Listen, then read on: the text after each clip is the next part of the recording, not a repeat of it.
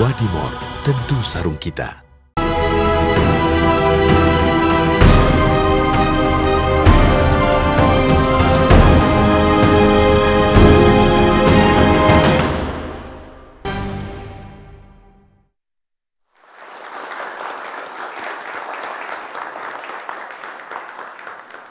Ya, pemirsa, di awal pekan ini memang ada peristiwa menarik yang cukup menarik perhatian publik ketika Presiden Joko Widodo mengundang 3 baca pres untuk makan siang di istana. Politik meja makan memang bukan yang pertama dilakukan oleh Pak Jokowi. Dalam beberapa posisi sebelumnya, Pak Jokowi sudah sempat melakukan ini termasuk ketika menjadi wali kota di Solo. Namun, mengundang baca pres secara bersamaan oleh Presiden mungkin bisa dibilang ini adalah kali pertama yang terjadi dalam perpolitikan di tanah air. Dan banyak tafsir yang muncul di sini. Tapi yang pasti kita tetap terus berpandangan positif bahwa ini pertanda pemilu damai, pemilu yang netral ada di depan mata. Tapi pertanyaan publik juga tidak berhenti sampai di sana. Ada yang mempertanyakan apa kira-kira yang tersirat dari politik meja makan ala Presiden Jokowi. Kami akan bahas di 2 sisi selengkapnya bersama saya, Dwi Anggia.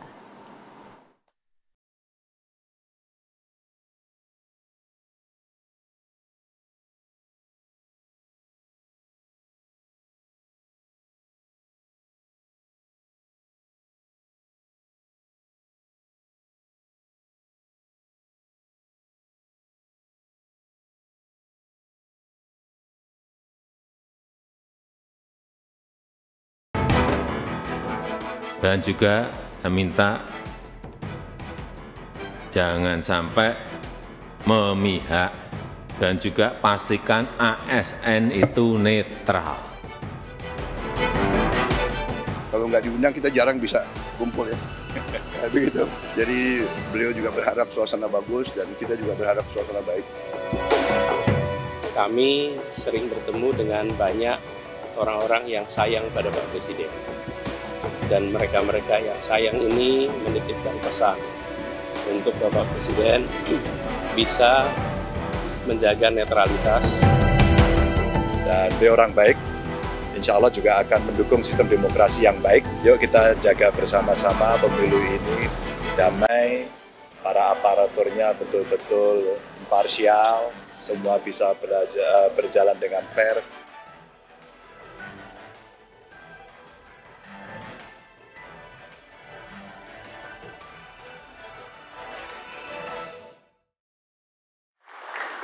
Di balik politik meja makan ala Presiden Jokowi, kami akan membahas dengan sejumlah narasumber yang sudah hadir di studio malam hari ini. Sudah bergabung Pak Jazil Fawait, politisi PKB. Waketum, selamat malam. Boleh digunakan mikrofonnya ya. Ada Bung Putra Nababan, politisi PDIP. Malam Mbak, apa kabar? Malam, baik. Ini bajunya hitam nggak lagi bersedih kan ya? Baru dari lapangan. Oh, baru dari lapangan. Ya, biar nggak kelihatan kotor. Oke. Dan di sebelah kiri saya ada Bung Nusron Wahid, politisi Partai Golkar. Selamat malam. Assalamualaikum warahmatullahi wabarakatuh. Waalaikumsalam warahmatullahi wabarakatuh. Pak Putra apa kabar? Pak Nusron sehat. Pak Nusron Subianto. Iya, saya pikir ini juga tampilan udah kayak Pak Prabowo. Pak Janjil Baswedan. Belum dimulai, sabar. Dan ada Prof. Lely Aryani, pakar komunikasi politik UNAS. Selamat malam. Malam Anggi, Assalamualaikum warahmatullahi wabarakatuh. Iya, teman-teman mahasiswa yang sudah hadir di sini, tepuk tangan sekali lagi dong. Nah, oke. Tadi di awal Bapak-Bapak dan Ibu kita sudah menyaksikan. Kalau Prof. Lely mungkin lebih tahu nih pertunjukan politik ya Prof ya yang dihadirkan ke masyarakat Indonesia. Pertama kali nih kayaknya Presiden yang masih menjabat mengundang baca pres secara bersamaan. Benar nggak Prof? Boleh dibilang seperti itu nggak Prof? Pertama kali nih peristiwa politik dalam kancah politik tanah air kita. Kalau dalam kancah politik iya, tapi kalau esensi pada Pak Jokowi 2019 kan Pak Jokowi adalah juga petarung. Jadi yang diundang siapa nanti pesaingnya kan gitu. Tiga-tiganya ini adalah berbeda, jadi bukan Pak Jokowi. Tapi menurut saya kehadiran 3 baca pres di sini adalah impact daripada persoalan hingar-bingar Mahkamah Konstitusi kemarin. Oke, jadi gitu. Apa Anda menangkap ini Pak Jokowi sedang berusaha menurunkan tensi setelah kemarin sempat riuh rendah akibat itu salah satu. Salah duanya kita harus sadari dalam komunikasi politik itu ada 12 prinsip.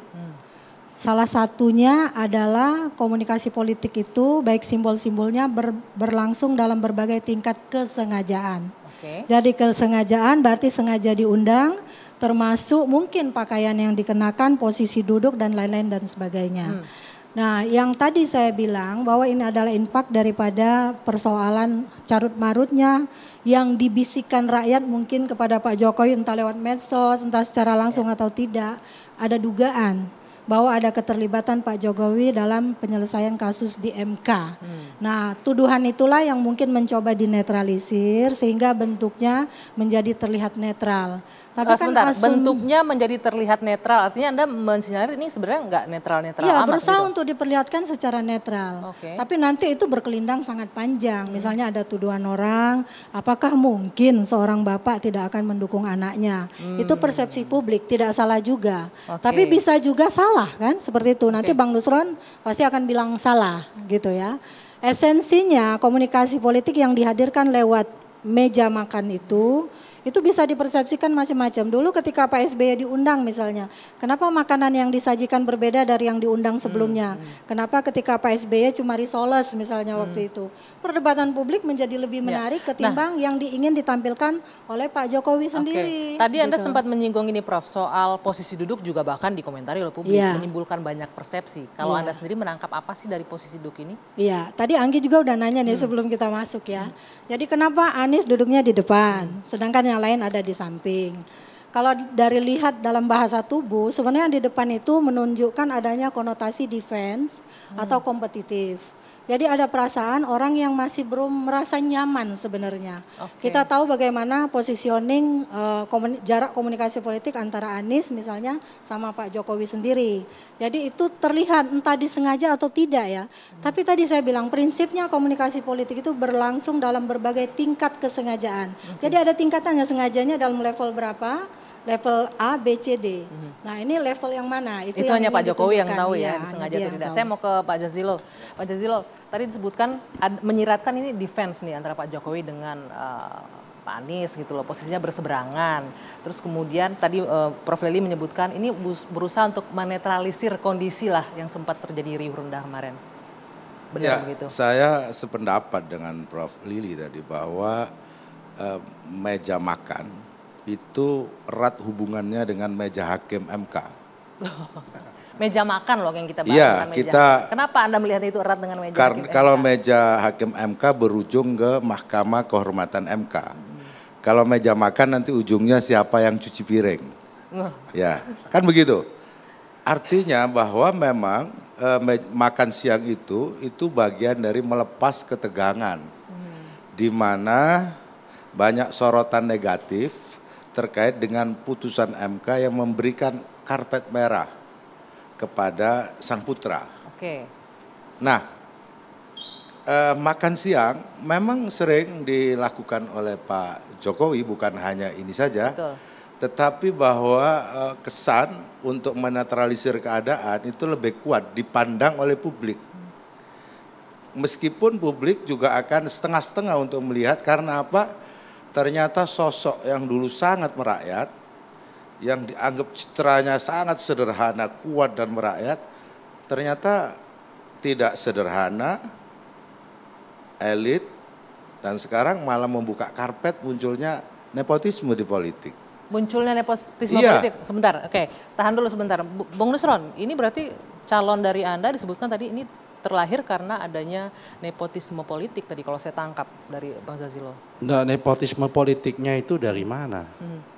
Pak Jokowi nggak punya partai, nggak bisa mencalonkan. Yang nepotisme politik itu justru partai-partai politik. Anaknya ketua umum dicalonkan, anaknya ketua DPD dicalonkan, anaknya menteri dari partai dicalonkan. Coba tanya Pak Janjil itu. Anaknya menteri desa aja calonnya berapa duduk di DPR RI. Benar begitu. Itu yang nepotisme itu.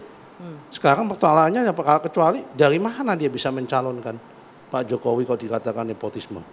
Kalau pintu masuknya dimulai dari MK, saya mau tanya, apakah keputusan MK itu hanya bisa dinikmati oleh anaknya Pak Jokowi yang bernama Gibran?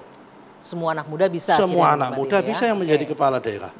Ada 63 kepala daerah di Indonesia yang bisa menikmati itu. Di PDIP ada 12. Di PKB juga ada. Oke. Bupati atau gubernur yang usianya di bawah 40 tahun. Poinnya bukan spesialis Loh, tidak khusus spesialis untuk di situ gitu, dong. Pak Jazilul. Iya, saya Ya tahu kan? itu. Tetapi Ya kalau bahwa tahu itu kenapa dibuat dalil untuk dalil politik? Publik melihat ini yang menikmati putra presiden. Oke. Karena Faktanya itu. Bukan publik yang bahwa melihat. memang ada peluang, Bukan publik semua yang melihat, bisa, yang melihat itu tetapi Pak kemudian Jazil, yang yang ketakutan. menikmati putra presiden, disitulah yang disebut dengan nepotisme, kekerabatan. walaupun tadi katanya Iya, bukan itu Pak yang Jokowi disebut, yang mutusin, yang dulu putusan di MK 198 kita lakukan gerakan reformasi ketika Pak Harto mengangkat Mbak Tutu jadi Menteri Sosial. Itulah yang kemudian serangkaian dengan itu disebutnya dengan KKN, itu satu tarikan nafas. Korupsi, kolusi, dan nepotisme. Tapi kemudian kan begini Pak Jazilul. Itu satu tarikan nafas reformasi yang hari ini TAP MPR Undang-Undang nomor 28 tahun 98 itu mengatur penyelenggaraan yang bersih dan bebas dari KKN. Oke, tapi Nah, kemudian di situ kalau dilihat. nanti yang memilih adalah rakyat, kan rakyat yang memutuskan nanti akhirnya. Betul, Bagi, tetapi prosesnya. saya tanya ya, KKN, nepotisme yang direformasi itu tidak hanya Mbak Tutut, tapi itu ada istilah AMPI. Anak, mantu, putra, istri menjadi anggota DPR. Oke. Sekarang berapa banyak itu anak, mantu, putra, istri di partai-partai jadi anggota DPR. Cek aja data PKB berapa, data partai-partai lain berapa. Jadi kalau Pak Jokowi nggak punya partai, bos. Yang mencalonkan tuh partai-partai. Pak Jokowi nggak punya partai, partainya sendiri, adiknya Kaisang nggak bisa menyalonkan kok. Oh nggak punya kursi di Akhirnya parlemen. milih jadi ketua umum partai Ya lain. nggak gitu bisa ya. memilih Ya. karena nggak punya parlemen kayak gitu. Coba lihat, kalau begitu berapa persen nepotisme yang ada di PKB? Coba Anda lihat, yang PKB. memutuskan Anak, mantu dan sebagainya ada di situ. Ketua Hakim Kalau MK bicara itu nepotisme. pamannya Mas Gibran. Jadi di Semua sana tahu. ada konflik of interest-nya. Yang Oke. kemudian melakukan judicial review juga dari PSI. Itu kan serangkaian itu yang kemudian publik lihat. Oke, kita kembali lagi Karena nih, baru Pak Jazilul. kali ini di dalam sejarah Bos, Indonesia. yang GR-nya PSI justru ditolak, bos. Ya kan, yang PSI ditolak. Ya justru itu bagian dari Ya ditolak. cara untuk Iya memperlihatkan pola nepotisme yang Oke. kemudian ditutup dengan Ini cara nggak yang ada lain. kaitan dengan Sebentar, masalah sebentar. nepotisme. Ini kaitannya ada kalau hanya dituduh satu hakim, memang satu hakim haknya satu. Yang namanya Anwar Usman yang kebetulan istrinya meninggal, ya kan? Dia sudah jadi hakim ketika istrinya meninggal. Dia menikah dengan pamannya Kaisang, pamannya Gibran, bibinya, gitu kan bibinya. Sudah dalam kondisi jadi hakim. Ya. Baru kemudian menikah. Itu namanya paman. Oke, Ya sebentar, kan? enggak. Pertanyaan saya adalah apakah satu orang meskipun dia ketua itu bisa mempengaruhi yang lain? Oke. Wong semua itu ada 9. Oke, kita agak Dan di sedikit situ maju. satu suara ketua dengan yang lain Lihat sama. saja dari hakim MK yang lain yang mengeluh di situ. Sebentar, Bahkan ada yang sebentar. berbaju hitam. Boleh nggak maju sedikit mengatakan isunya? Karena ini kan berduka. Nah sudah selesai, itulah ya. yang kita Itulah yang saya sayangkan sebut kenapa ada hakim yang kalah karena pendapatnya kalah di dalam majelis yang lain. Kenapa dia menyampaikan itu di luar publik, di luar dalam kehakiman. Itu yang kemudian jadi masalah dalam MK salah satunya. Justru itu yang sekarang patut diuji. Sebentar, Bapak-bapak boleh nggak Ya. kita bergeser dulu? Karena ini balik lagi nih ke tema kita nih. Artinya apakah nih Prof. Lely, Bang Putra juga saya ingin tanyakan, apakah gestur Pak Jokowi dengan mengundang bakal capres ini untuk meredam isu tadi yang sebelumnya diperdebatkan? Apakah betul demikian, Bang Putra? Apakah Anda juga melihat seperti itu? Nanti usai jeda, dua sisi akan kami lanjutkan sesaat lagi.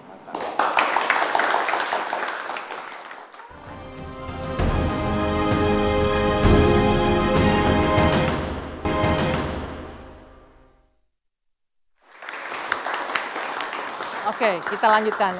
Jadi kalau saya bisa mengambil intisari dari bukan perdebatan lah ya, adu argumentasi sedikit, Bang Jazilul dan Bang Nusron menyebutkan bahwa memang terjadi kekisruhan kemarin pada putusan MK itu. Tapi yang dilakukan Pak Jokowi sekarang seolah-olah tadi Prof. Lely bilang untuk menetralisir. Nah, kita berbicara netral, saya ke Bang Putra. Yakin yang ditampilkan Pak Jokowi itu bentuk upaya untuk menetralisir atau memang bisa netral atau seperti apa? PDIP pandangannya seperti apa? Kita kan lagi bicara soal politik meja makan ya. Mbak Anggi, hari-hari ini kita melihat sampai hari ini, kita mendapat laporan bahwa negative conversation, pembicaraan yang sangat negatif terkait dengan kontra putusan MK dan nepotisme itu 93,56%. 12 tahun kami mengawal Pak Jokowi, gitu ya. Dari tahun 2012 sampai sekarang, saya ikut dari tahun 2012 sampai sekarang, tidak pernah menyentuh angka mendekati 100%. Tidak pernah. Artinya? Artinya memang ini bahaya. Apa yang dilakukan oleh pamannya Gibran ini bahaya. Bahaya untuk Pak Jokowi. Sehingga penting untuk Pak Jokowi mengkonsolidasikan dan berkomunikasi makan siang seperti yang beliau selalu lakukan sejak di Solo. Selalu masalah-masalah pelik nih adik-adik mahasiswa selalu diselesaikan oleh Pak Jokowi sambil makan. Nggak selalu di meja, tapi bisa lesehan, di emperan dan lain sebagainya. Tapi kalau masalah makan itu biasanya selesai dengan Pak Jokowi. Nah, menurut Anda ini akan selesai nggak dengan makan siang? Bukan selesai dulu, tapi saya mau lihat impact bobot dari pertemuan ini. Memang kalau sampai 93,56% masyarakat kontra putusan MK dan menyatakan MK itu bernuansa politik dan kontra politik dinasti loh. Ini memang bahaya. Ini bahaya sekali. Artinya alarmnya Pak Jokowi bunyi atas kelakuan iparnya. Oke. Gitu ya. Dan artinya kan ini relevan nih dengan beliau mengundang makan siang berusaha untuk meredam itu, it works dong harusnya. Ya belum tentu, artinya works itu kan waktu ya. Contohnya misalnya impact dan dampak dari pertemuan itu, sehari setelah pertemuan itu bendera-bendera kami diturunkan. Baliho capres kami diturunkan oleh oknum-oknum. Itu kan ya. Itu? Dengan alasan estetika, tapi kenapa PDI Perjuangan saja, Ganjar Pranowo saja. Ini kan artinya ada di level menengah dan bawah yang menerjemahkan. Menerjemahkan cawe-cawenya. Di mana itu Pak Buta? Di mana itu? Pak Buta yang ada penurunan itu di mana? Pak Nusron kalau benderanya tidak diturunkan. Enggak, benderanya di mana itu? Bendera Bali ya? Pak Nusron di Gianyar, Pak Nusron. Nah kalau di Bali, sepengetahuan saya, Bali itu bupatinya bahkan camatnya. PJ Pak Nusron, PJ Pak Nusron. Tapi konstruksi masyarakatnya di sana masyarakat mayoritas PDIP. Jadi nggak mungkin PJ berani seperti itu. Pak Nusron, ini jangan-jangan ya, ini jangan-jangan loh. Jangan-jangan disuruh menurunkan sendiri seakan-akan kemudian di blow up, disuruh seakan-akan jangan-jangan begitu. Enggak apa-apa, Pak Nusron ini kayaknya kan lagi emosional ya. Lagi emosional, apapun urusan internal partai kami pun di-attack gitu ya. Kami pun diserang. Udah balihonya diturunin, benderanya dicopotin, masih diserang juga sama Nusron Wahid. Ini luar biasa. Kan saya belum nyentuh ke masalah partainya loh. Ini kan kita punya fatsun ya antara saya mau partai tanya politik yang gitu ya. nurunin siapa? Tolong buktikan yang nurunin ada gambarnya Pak Nusron. Ya, makanya sebut aja nurunin siapa. Yang nurunin yang nyuruh siapa gitu aja. Kenapa saya mesti jawab Pak Nusron? Iya, siapa yang saya nurunin tidak pada kapasitas jawab dari Pak Nusron karena menimbulkan gini. Sangka, Bang, artinya jangan sampai mengarah ke kita jangan seakan-akan yang menurunkan itu diperintah oleh Pak Jokowi. Kita cek kalau dulu zamannya saya sama Pak Nusron. Banyak beredar di media sosial. Iya, di media sosial banyak. Kalau zaman saya sama Pak Nusron waktu itu tolong dicek dulu. Sebentar. Saya nggak pada kapasitas, Pak Nusron nggak pada kapasitas mempertanyakan juga, ya kan. Dan dalam hal ini itu sudah beredar di mana-mana. Di televisi, di TV One juga ada gambarnya. Ya kita jangan seperti burung unta lah ya, yang masuk kepalanya ke situ, badannya kelihatan semuanya gitu loh. Kita juga harus mengerti bahwa masyarakat punya akses, semua punya akses, di sosial media juga ada, gambarnya lengkap kok. Ya, gambar bahwa yang mau saya sampaikan adalah ya bahwa jangan sampai pernyataan-pernyataan atau tindakan itu diterjemahkan dan mengganggu netralitas dari pimpinan. Betul, tapi untuk ini kan Pak Jokowi sudah mengatakan dengan jelas. Kita bisa mendengarkan bersama ya bagaimana statement, bisa ditampilkan mungkin statement Presiden Jokowi terkait dengan PJ, ASN, baik itu PJ Gubernur, Wali Kota, Bupati untuk tetap netral. Kita lihat pernyataannya berikut ini. Dan juga saya minta jangan sampai memihak. Itu dilihat loh, hati-hati. Bapak Ibu dilihat. Mudah sekali kelihatan Bapak Ibu memihak atau enggak. Krik, udah. Dan juga pastikan ASN itu netral.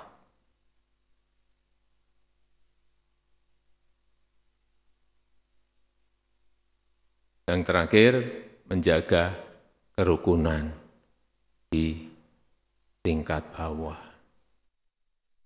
Bang Putra, ini bisa membantah seluruhnya nih pernyataan Pak Jokowi. Semua diminta untuk netral, semua ASN Pak dan Jokowi PJ. benar. Pak Jokowi benar, pernyataannya benar, ya. Tapi seberapa sering sih kita lama menjadi wartawan, kita lama juga menjadi politisi, melihat antara pernyataan dan juga eksekusi di lapangan itu deviasinya jauh. Seberapa sering sih kita melihat itu? Artinya Ya. Anda nggak meyakini sepenuhnya pernyataan Pak Presiden? Pak Jokowi meyakini dong. Oke. Penuh. Tapi kan eksekusinya bisa berbeda. Oke. Di lapangan Nah, bukan oleh orang-orang yang salah terjemahkan. Betul. Nah, kalau Karena nggak- eksekusi berbeda berarti bukan dari atasannya, di bawah yang menangkapnya Di berbeda. Gianyar Pak Jokowi menang 97,10%. Itu kandangnya Pak Jokowi. Kandang banteng. Nggak mungkin Pak Jokowi mau menurunkan. Tapi kan ada aja yang overacting kan. Ada aja orang yang menerjemahkan Terjawab itu. berarti di bawah yang salah nah menerjemahkan. ini yang mengganggu Bang Nusron. gitu loh. Dan merugikan Pak Jokowi. Nah Pak Nusron jangan terlalu emosi karena yang jadi korban tuh kami.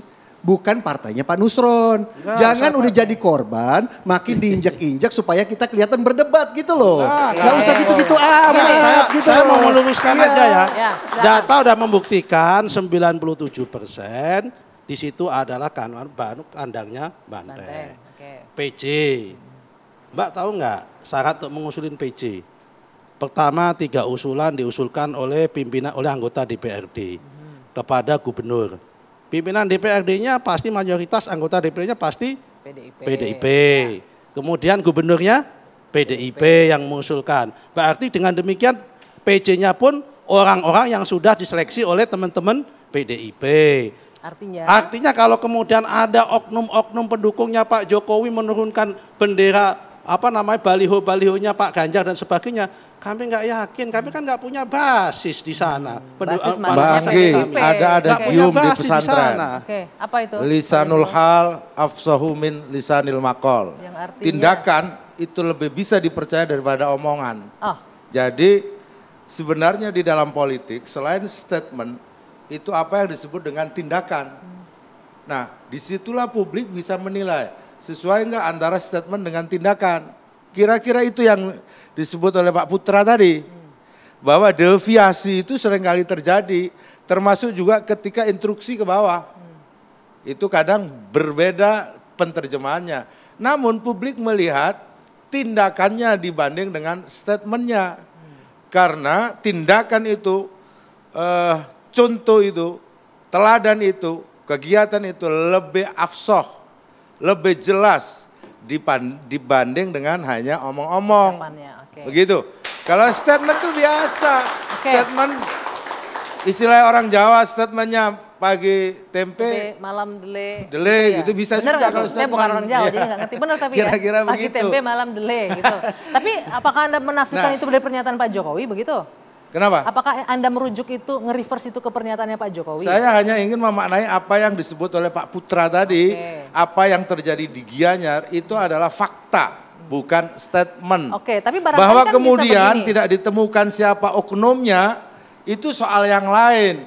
Ya sudah, Karena dicari memang aja kalau perlu laporkan polisi, laporkan bawaan polisi, laporan keamanan biar dicari siapa yang menurunkan supaya ketahuan terang benderang. Jadi nggak saling tuding. Nggak begitu, saling Bang, ya? tuding Oke, gitu loh. oke. Kami Golkar nggak begitu banyak, Demokrat apalagi nggak begitu banyak di sana.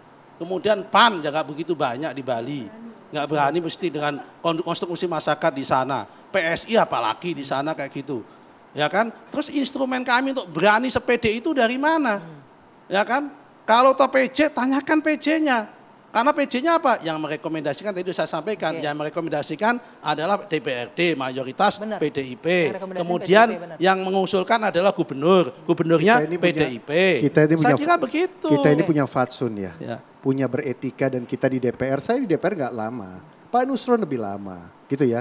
Tapi enggak lah, saya nggak akan masuk ke urusan partai Pak Nusron lah. Biar dia masuk, mencaci maki, Loh, kami masuk dari mana? kita Saya- nggak apa-apa saya ya kan. dibuktikan kok. Artinya Pak Nusron juga bukan mewakili Pak Jokowi juga kok gayanya nyerang-nyerang kayak gitu. Udah nggak apa-apa. kami ingin membuktikan Orang lihat kok ya, orang lihat ini zaman orang Tolong nonton buktikan semuanya. aja kalau memang ini yang melakukan siapa. Kita minta bukti kok, jangan asal tuduh gitu loh.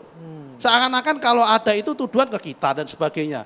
Ke kita, ke siapa? Pak Nusron nyabut. Ya ke kita Pak Nusron yang nyabut. Seakan-akan itu bukan. adalah nggak mungkin itu Ini dan sebagainya. Pak Nusron ini paling berasa nih ngebelanya. Tolonglah dibuktikan. Biasa-biasa aja Pak Nusron Tolonglah ngebelanya. dibuktikan. Iya, nggak usah Oke, ngegas-ngegas gitu.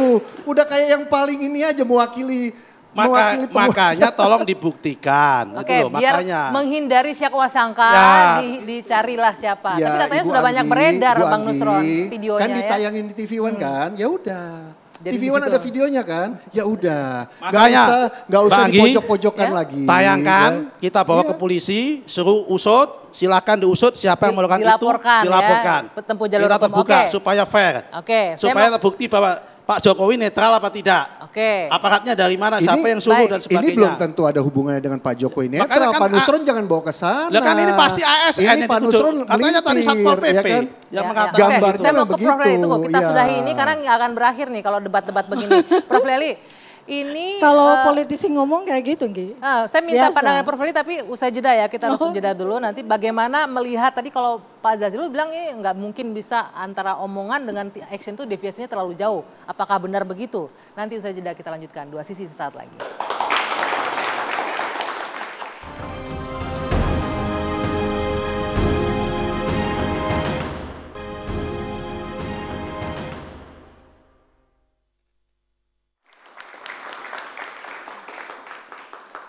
Dua sisi saya lanjutkan kembali. Politik meja makan yang dilakukan oleh Pak Jokowi ingin menyiratkan bahwa proses politik di Indonesia Pilpres bisa diharapkan berjalan dengan aman, lancar, damai dan juga netral. Nah, Prof Leli, dari perbincangan yang tadi kita tangkap, apakah ini tergambarkan dari politik meja makan yang berupaya dilakukan Kalau oleh Pak dari Jokowi? perdebatan dua tokoh tadi tidak kayaknya gitu Nggak ya. bisa artinya? Nggak bisa, jadi ngomongnya belum ketemu meskipun di belakang panggung ketemu ya.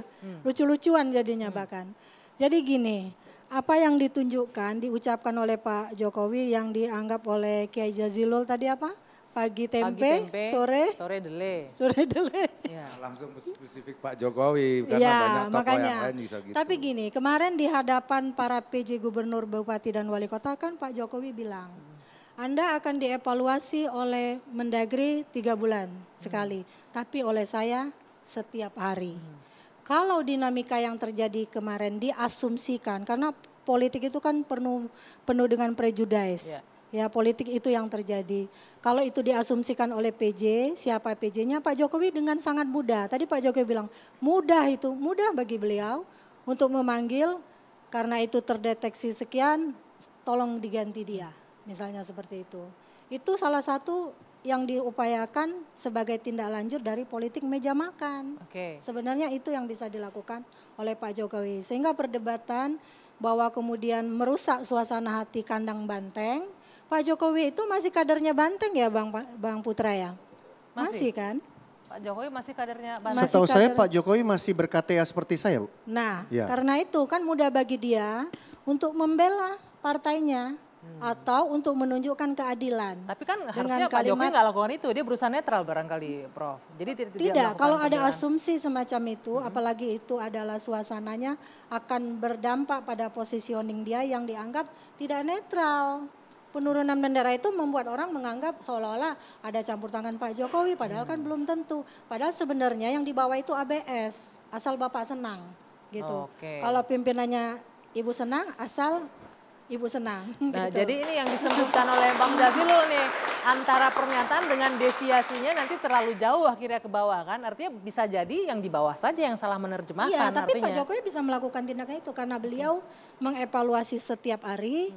Tunjukkan juga netralitas itu bahwa sebenarnya saya tidak suka dengan suasana seperti ini. Ini akan menunjukkan seolah-olah saya berpihak membiarkan perlakuan tidak adil terhadap kandangnya Banteng. Nah, berbicara soal netralitas, tadi kalau tamu saya yang sebelah sini kayaknya agak kurang yakin ini bisa berjalan dengan netral ya Pilpresnya ya. Bang Jazilul dan Bang Putra. Netral itu kan tidak berpihak. Oke. Bagaimana membuat seorang ayah tidak berpihak kepada anaknya? Sulit sekali secara psikologi. Mungkin secara politik kalau Walaupun itu Pak Jokowi udah ngomong harus netral, bahkan diperintahkan seluruh ASN harus netral karena kalian akan dievaluasi. saya juga punya anak, hubungan anak dengan orang tua, dengan bapak itu sulit sekali dipisahkan oleh hal-hal yang sifatnya terkadang politik atau apapun. Makanya itulah kemudian yang terjadi di masa lalu itu dibentuknya di TAP MPR supaya tidak terjadi nepotisme, dibuat di undang-undang supaya tidak terjadi nepotisme, karena memang itu perkara yang sulit. Jadi namun faktanya memang tidak ada konstitusi yang dilanggar kok. Sah-sah saja, boleh-boleh saja. Karena MK sudah memberikan jalan. Betul, putusannya jadi sudah jelas. Sebenarnya polemik itu sudah selesai karena putusannya sudah final. Namun izinkan misalkan publik untuk kecewa, untuk negatif, itu urusan publik. Karena begini loh, kekuasaan itu kan memang powernya luar biasa. Apalagi presiden, tidak ada lagi kekuasaan tertinggi di Indonesia selain presiden. Dan itu kekuatan paling optimal.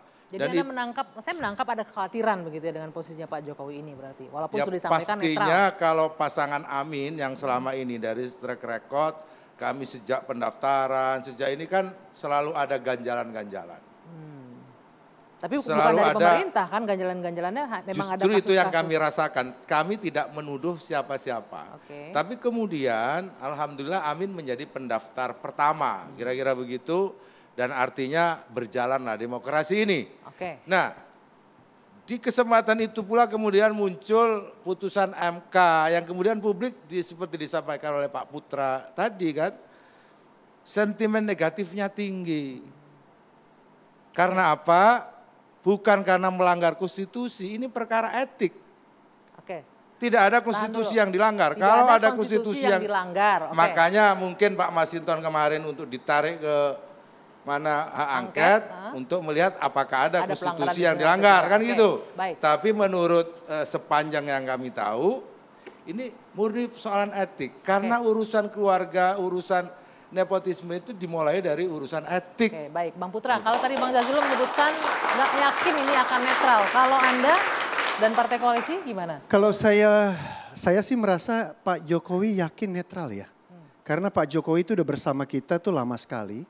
Pak Jokowi melihat bagaimana Ibu Megawati menjadi presiden tahun 2004, menjadi presiden dan menjadi kontestan capres, ya. Beliau juga netral dan Pak Jokowi pernah menjadi kepala daerah dan lain sebagainya 2014, 2019 dan lain sebagainya. Saya yakin Pak Jokowi netral. Persoalannya kan adalah yang menerjemahkan itu, yang membaca itu dan lain sebagainya. Kalau kita lihat yang terjadi saat ini, saya nggak yakin kok Pak Jokowi ingin iparnya untuk melakukan hal tersebut. Ya kan? Saya nggak yakin bahwa dia merestui pamannya Gibran memberikan blessing dengan segala cara dan lain sebagainya. Tapi gini Mbak, kalau tadi tunggu dulu. Kalau tadi Pak Jazilul mengatakan soal konstitusi, ya, kalau kita membuka Undang-Undang Nomor 48 tahun 2009 tentang kekuasaan kehakiman, Ketua MK itu justru diduga melanggar pasal 17 ayat 345, yakni tentang kekerabatan, gitu loh. Ya, artinya hubungan keluarga dan semenda. Itu tidak boleh. Yang di ayat 6-nya, itu kalau memang terbukti ayat 5-nya, itu bisa dibatalkan putusan itu. Itu Undang-Undang Nomor 48 tahun 2009 tentang kekuasaan kehakiman. Kita nggak soal teknis seperti itu ya. Artinya saya mau mengatakan bahwa ini skala keseriusan ini sangat tinggi. Sehingga ketika seorang teman melakukan interupsi untuk hak angket, itu masuk akal. Karena melanggar undang-undang yang kita buat di DPR. Baik, gitu sebelum ditanggapi oleh Bang Nusron, ini ada kekhawatiran tidak netral. Atau bahkan tadi disebutkan Pak Jokowinya pasti akan netral, cuman takut diterjemahkan di bawahnya nggak netral. Bagaimana nanti Anda akan menghadapi itu? Pasti akan banyak tudingan nih Bang Nusron. Tapi sebelumnya saya ingin melibatkan teman-teman mahasiswa dulu ya. Silakan. Boleh yang ingin ikut terlibat diskusi silakan dari sebelah sini. Silakan. Namanya? Perkenalkan nama saya Rido. Purnawirawan Ramdhani. Dan selaku Presiden Mahasiswa Universitas Jayabaya. Saya mengucapkan selamat malam terhadap teman-teman mahasiswa sekalian dan para narasumber. Ada yang ditanyakan, disampaikan? Mungkin saya ingin menyampaikan bahwa saya sepakat bahwa ini problematika etik sebenarnya. Kalau kita kaji secara, baik itu secara deontologi dan teleologi, apakah Presiden memiliki sebuah wewenang atau memiliki sebuah tanggung jawab etis terhadap ini. Seperti itu. Kalau kita lihat sebagai tanggung jawab, apakah tanggung jawab Presiden itu memiliki sebuah kewajiban untuk di mana dia memberikan status bahwa saya ini adalah netral.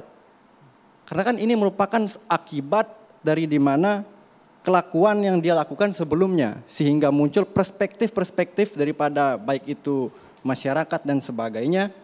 Itu yang harus lebih ditekankan kembali. Oke. Belum lagi perihal sebelum-belumnya konstitusi dan sebagainya, bagaimana konstitusi ternyata untuk mengekang manusia bukan manusia untuk konstitusi dan sebagainya. Itu yang ingin saya sampaikan. Oke. Terima kasih banyak. Terima kasih Iqbal. Bang Nusron, boleh ditanggapin Bang Nusron. Sekaligus merespon tadi dua rekan Anda juga. Ada dua, satu soal etik, kedua masalah undang-undang kehakiman. Begini ya, kalau yang di sidang itu adalah Gibran, Anwar Osman sebagai ketua MK ikut menyidang, itu memang kena pasal undang-undang kehakiman itu. Tapi sekali lagi, yang disidang ini bukan Gibran. Ya kan? Yang disidang ini bukan keponakannya. Tetapi yang disidang ini adalah judicial review atas suatu undang-undang terhadap konstitusi.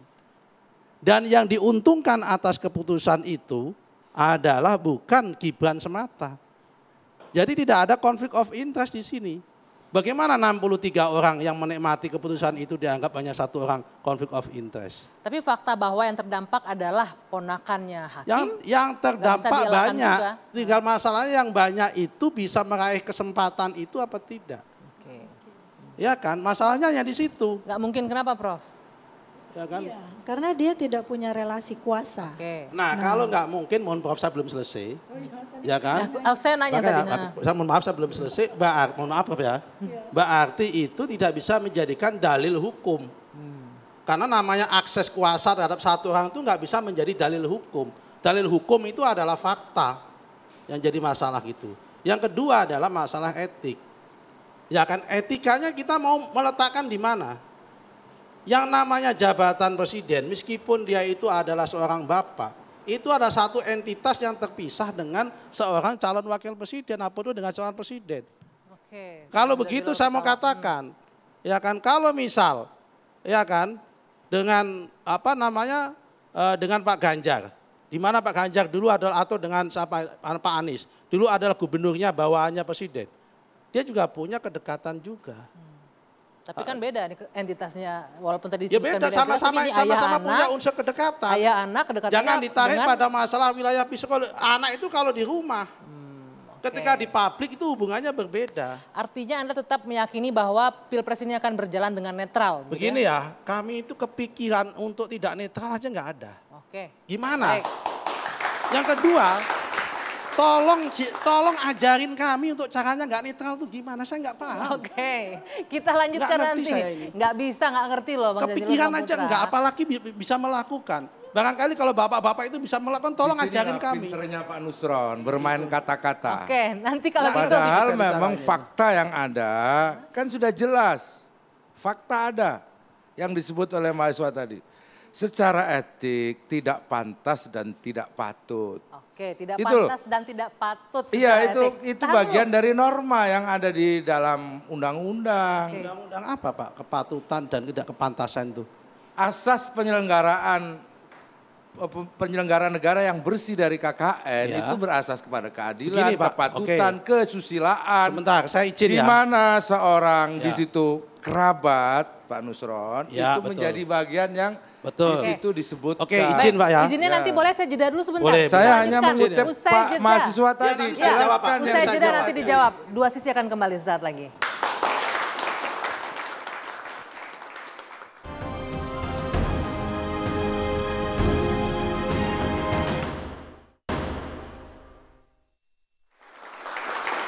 Ya, kita lanjutkan kembali dua sisi. Bang Nusron menanggapi tadi Bang Jazilul bahwa ini ada di mana etikanya ketika seorang anak juga ikut berlaga di sini calonkan.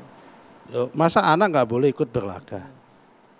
Ya kalau orang berlaga ini kan yang memilih bukan bapaknya. Kalau yang dimaksud dengan yang memilih publik, rakyat yang memilih. Sama-sama punya hak artinya. Sama-sama punya hak. Suaranya presiden dengan suaranya tukang sapu sama-sama satu. Yang kalau dipersoalkan tentang etika penyelenggara di mana ada unsur kekerabatan itu tidak boleh kalau pejabat itu yang bersifat appointed. Contohnya Pak Jazil, ya kan presiden atau bupati.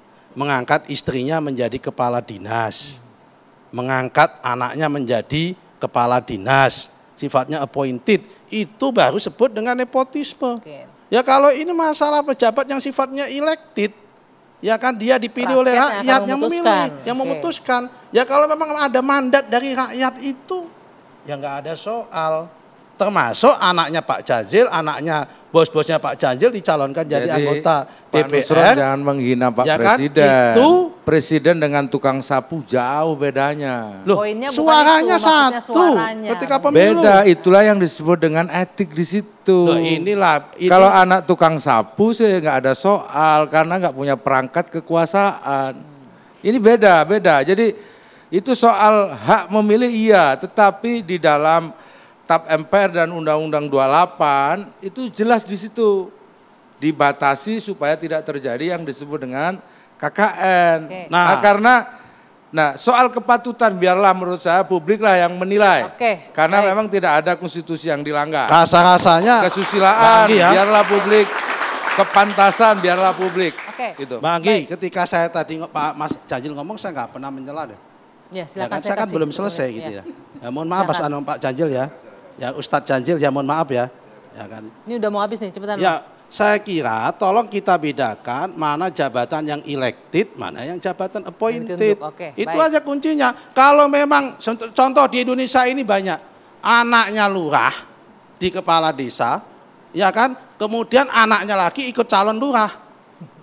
Ya itu di mana-mana kepala desa yang bisa ngangkat kan bukan lurahnya, tapi rakyatnya mau memilih apa tidak. Sekarang kita tinggal buktikan, kita kompetisi yang sehat, siapa yang dipilih oleh rakyat itu saja. Terlepas kalau Prof. Lely bilang terlepas dari persepsi yang ditimbulkan, tafsir yang ditimbulkan, tentunya kita sama-sama, kita sepakat malam hari ini bahwa Pilpres 2024 nantinya akan berjalan dengan netral sesuai dengan gestur yang ditunjukkan oleh Pak Jokowi di awal pekan ini dengan mengundang 3 bakal calon presiden bersama untuk makan siang. Mudah-mudahan itulah yang akan kita hadapi nanti di Februari 2024 mendatang. Saya Dwi Anggia, saya harus akhiri diskusi malam ini. Bapak-bapak, Ibu, terima kasih, selamat malam. Kita jumpa lagi pekan depan. Sampai jumpa.